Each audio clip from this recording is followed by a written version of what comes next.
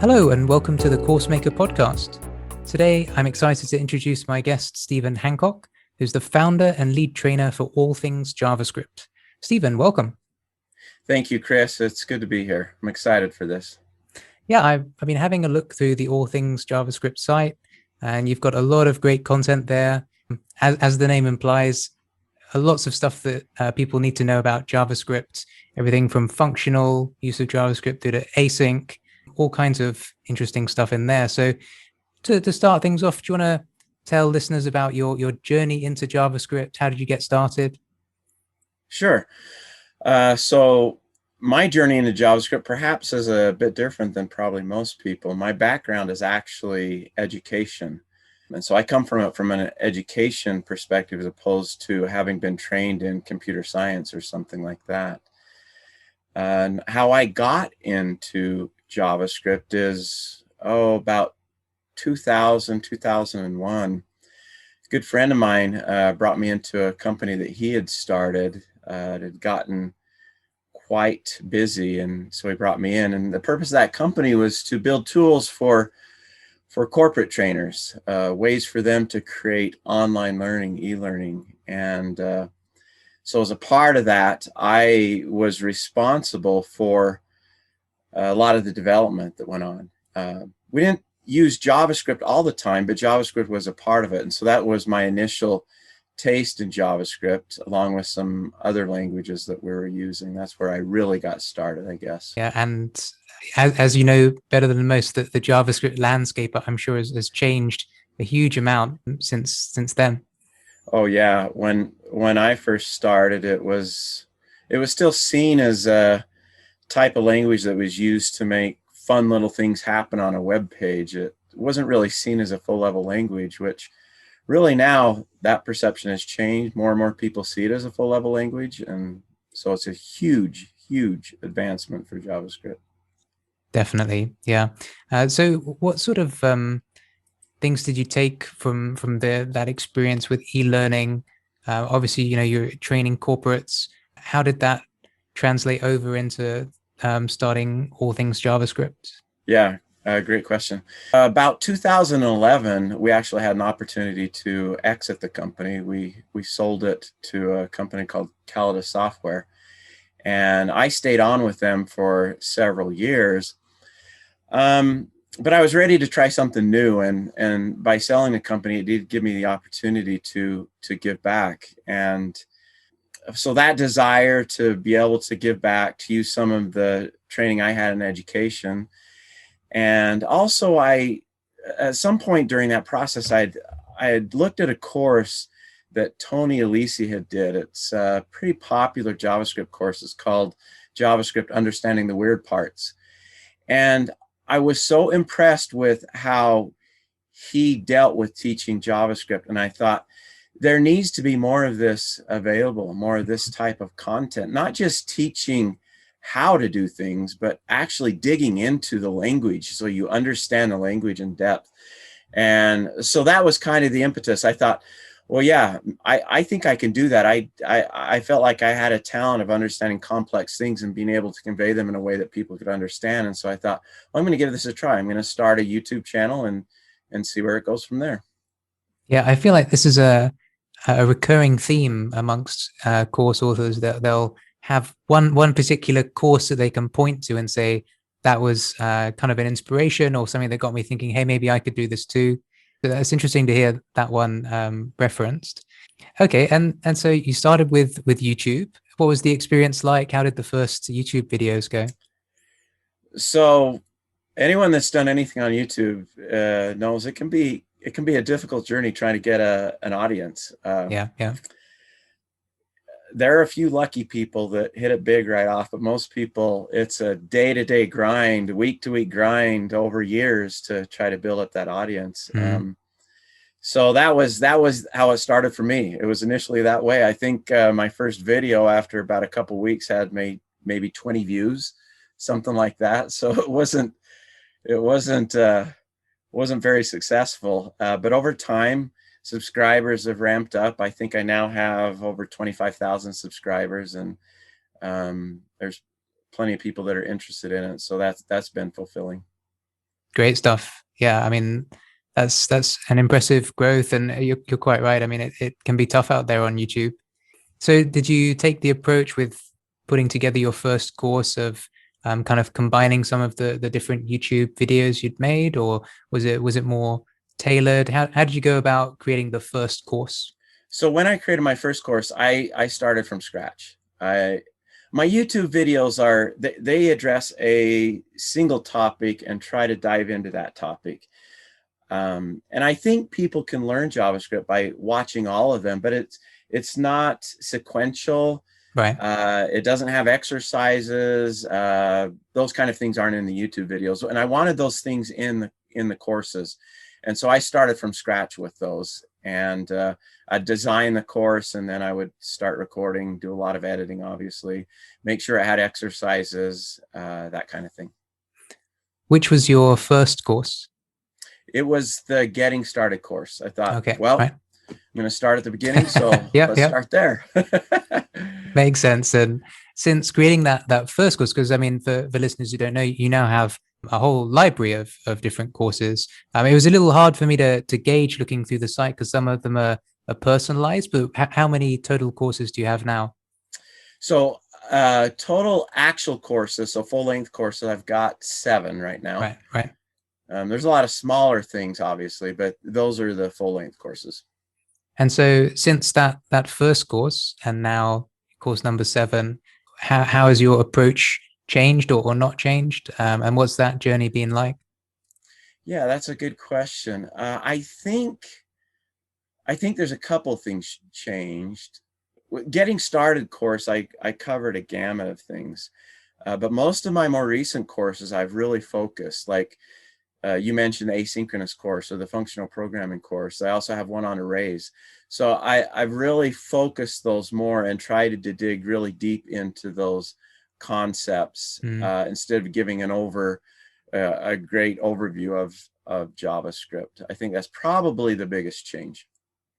Yeah, I feel like this is another trend I've been noticing and that I've experienced myself as a course creator, kind of niching down into some more advanced topics. I feel like sort of 5 years ago, it was kind of tough if you weren't doing a getting started or a whole sort of boot camp style course. But now demand for the some more sort of intermediate and advanced level courses is ramping up. Is that something that you agree with, or is it just the natural course of things? Definitely. My most popular courses are probably the regular expressions course and the asynchronous course. So those are 2 very focused courses. Yeah. And those end up being probably the most popular. So okay.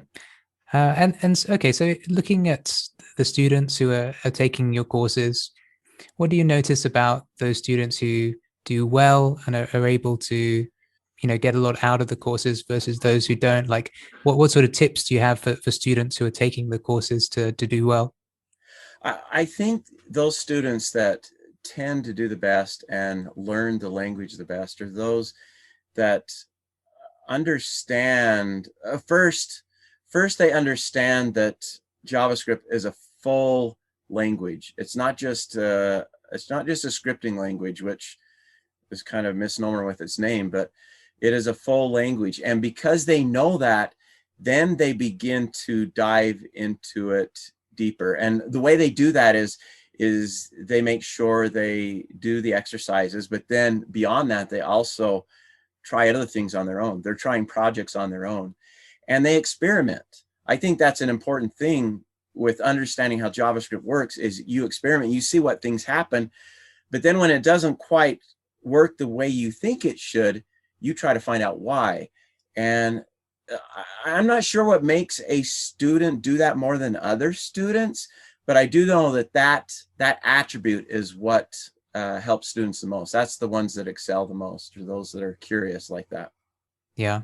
And what's your view on the right balance between sort of following the material and going through more contained exercises versus getting out into larger projects and building more complex things? What do you feel like is the right balance for students? Oh yeah, that's a good question. So my philosophy is you should never stop learning. So I think you always need to be learning something in JavaScript. I think after you've learned the basics, the majority of your time will be spent on projects, whether they're projects you're getting paid for or projects you're just doing to try to learn more. Either way, it doesn't matter. But probably once you've learned the basics and some more advanced things, you're probably spending 80% of your time working on actual projects. And then I would probably recommend, 10 to 20% of your time is learning, continuing learning, because JavaScript is constantly changing. And so I don't think you can ever get to a point where you've learned everything. Yeah, that makes a lot of sense. And in terms of, usually I ask course creators, why should people learn whatever they teach, right? Like what's in it for them. But I think with JavaScript, it's a lot more self-evident than certain other topics, right? I mean, it's huge. It's being used in so many different ways. So maybe I'll rephrase the question a little bit, although feel free to talk about it. But where do you see JavaScript going? Like if you're somebody thinking about learning JavaScript, how do you sort of approach this kind of beast, right? Because there are, there's learning Node, or there's picking up React, or just maybe focusing on the fundamentals. It can be a bit intimidating to know where to start. Yeah, you're right. It is. It's everywhere, right? And so it's the question: where do you think it's going? I don't know if it could go, if it could become bigger than it already is. I don't know if it's going to die off and another language is going to replace it. I don't think so. It's too tied into the internet. It's hard to think that it's going away anytime soon. But I think people need to focus. There was a time, probably 5 years ago, where everyone was pushing to be a full stack developer. Be a full stack developer in JavaScript, and you can do that. You can code on the back end, you can code on the front end. You can do that with JavaScript, but I think that's changed. I think you now need to focus. You need to decide if you're going to be a front end developer, whether you're going to be a back end developer. Are you going to work on mobile? Are you going to compile for a desktop? I think you really need to find your niche and focus on what that is. And is that just because of the growing complexity of the tooling and the frameworks? Is that why you say that? Yeah, there's no way you can learn all the libraries, all the frameworks. I just think you become an average developer if you know everything, but you can become a really good developer if you focus in a particular area. So yeah, no, I see what you mean. Okay, and in terms of students who, as we were describing, maybe haven't approached JavaScript before, is there any particular area that you'd recommend specializing in, or at least starting out with?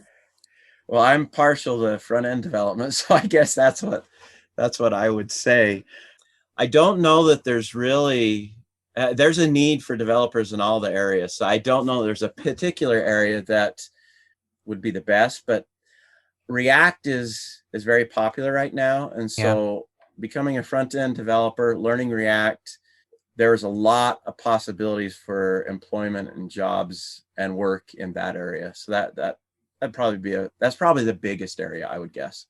Yeah, I mean, from personal experience, I've got a lot out of learning React and really enjoyed the experience. I've tended to find, because I guess I'm stronger on the back end. I've tended to find that some of the tooling setup, the Webpack and that sort of stuff has been a little bit of a barrier, some things to work out. What would you say to students who encounter similar challenges with the setup? Yeah, that's so you actually bring up a very good point. I think a large portion of students' time is spent learning JavaScript. And when I say learning JavaScript, I mean vanilla JavaScript. And then another portion of their time is learning the library or frameworks they're going to be using. Yeah. But then a third portion of their time is learning those tools so that you can be effective in using JavaScript. And Webpack is a very important tool, obviously, but there's others out there as well that time needs to be spent on so that you're effective in what you're doing. So I guess what you're saying is that you just have to mentally prepare yourself for allocating some amount of time for just learning the tool chain, and that pays off in the long run, right? Yeah. Oh yeah, for sure. And you can't just think, well, I'm going to learn JavaScript. I'm not going to worry about these other things and I'll be fine. I think you need to invest some time in those other tools as well. So. Okay, well, a little bit of a call to action there, maybe. But what would you say? Where can students go to find out more about JavaScript and the courses that you make? Yeah, so for myself, you can go to my website, allthingsjavascript.com. You can also search that same phrase, all things JavaScript, on YouTube. That's where you can get all the tutorials. I think I've got about 220 tutorials on YouTube, and there's a lot of people that just learn JavaScript from my YouTube tutorials, so that works. And then I am on Twitter. I don't tweet too frequently, but you can find me there at JavaScript Thing. Perfect.